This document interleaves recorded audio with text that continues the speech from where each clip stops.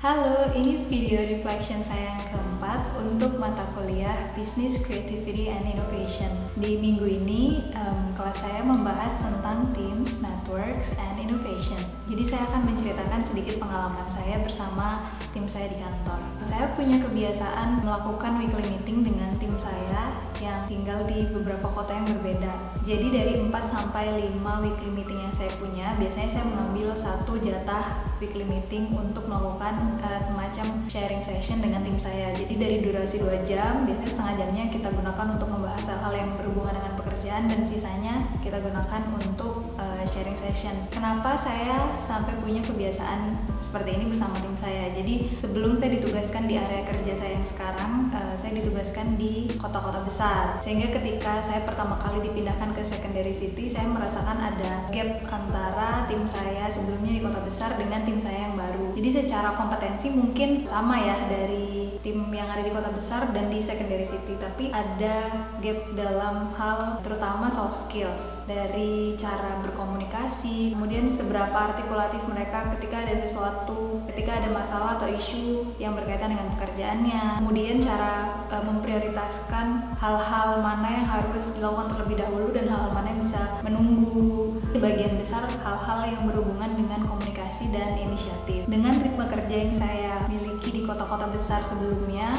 kemudian saat saya pindah, saya agak kesulitan dengan kondisi tim yang saya miliki. Jadi saya sempat harus menyesuaikan ritme kerja saya dengan ritme kerja tim saya yang ada di area yang baru ini. Tapi saya menyadari bahwa perubahan ritme kerja ini tidak bisa dibiarkan begitu saja karena akan mempengaruhi keseluruhan performance saya.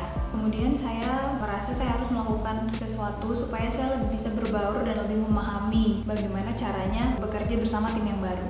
Jadi dari kondisi ini saya punya 2 tujuan utama. Yang pertama, saya ingin membuat hubungan saya lebih dekat dengan tim saya yang baru. Kemudian yang kedua, saya ingin memperbaiki gap yang saya temukan tadi. To be exact, yang saya lakukan di satu jatah meeting yang saya manfaatkan untuk punya sharing session bersama tim saya membagikan informasi yang terkait dengan pekerjaan yang mungkin nanti bisa memperbaiki gap yang saya temukan dan hal-hal lain yang berhubungan dengan personal development.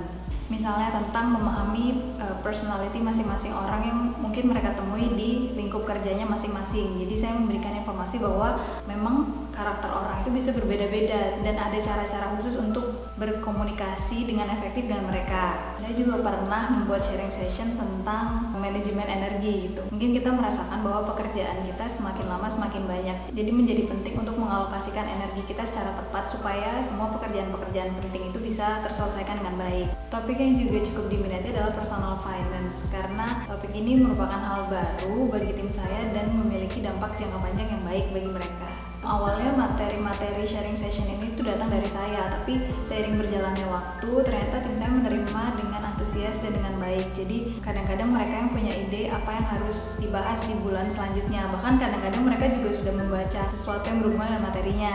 Jadi diskusinya menjadi lebih hidup dan lebih menarik. Setelah sharing session ini berjalan beberapa bulan, yang tadinya goal saya cuma 2, yaitu untuk membangun hubungan yang lebih dekat dengan tim saya dan memperbaiki gap, ternyata ada impact yang jauh lebih besar yang tidak saya duga sebelumnya. Contohnya dari sisi komunikasi, dengan adanya sharing session seperti itu, saya memposisikan diri saya tidak selalu sebagai line manager, tapi saya juga memposisikan diri sebagai teman diskusi, kemudian sebagai mentor juga. Jadi dari situ tim saya menjadi lebih terbuka dalam mengkomunikasikan sesuatu. Misalkan ketika mereka memiliki isu yang khusus dengan lingkup kerjanya, mereka menjadi lebih komunikatif. Kemudian ketika mereka menghadapi sesuatu, mereka tidak lagi harus mengandalkan saya untuk menyelesaikan masalah itu, tapi mereka lebih memiliki inisiatif untuk mencoba melakukan sesuatu terlebih dahulu.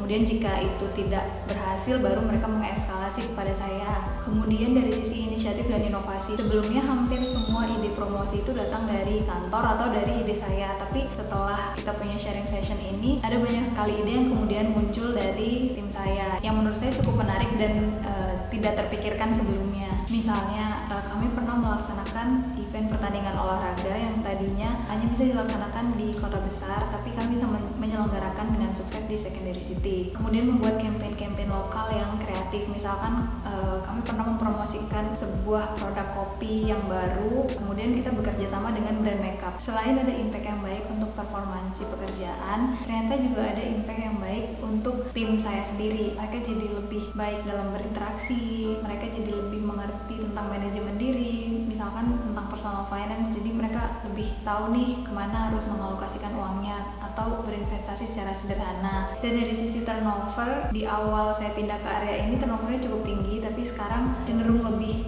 rendah karena mungkin mereka merasa lebih nyaman dan lebih bahagia dengan pola kerja yang ada sekarang. Saya ingin sedikit cerita tentang sebuah film berjudul Inside Out. Film ini menceritakan bagaimana emosi seorang manusia itu terbentuk. Dia ada 5 peran utama dalam film ini. Yang keempat ini adalah elemen emosi. Yang pertama ada joy.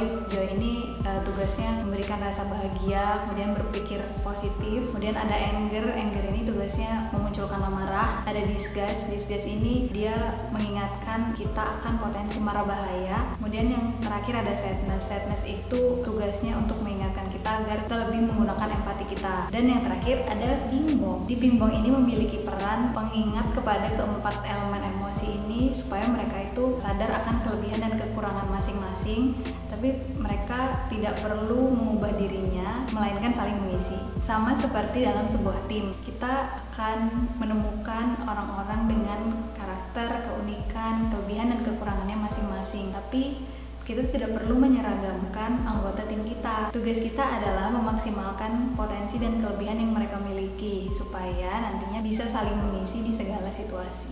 Jadi reflection saya minggu ini adalah saya membuat materi baru untuk sharing session dengan tim saya. Dan yang terakhir, ini quotation yang pernah saya dengar dari salah satu TED Talk.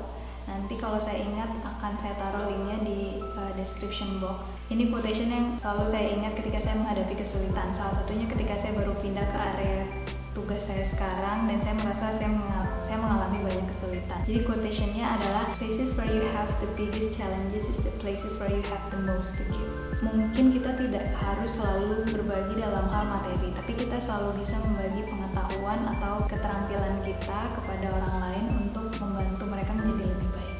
Oke, sekian dulu reflection video minggu ini. Sampai ketemu di reflection video selanjutnya setelah midterm. Bye bye from Bingbong.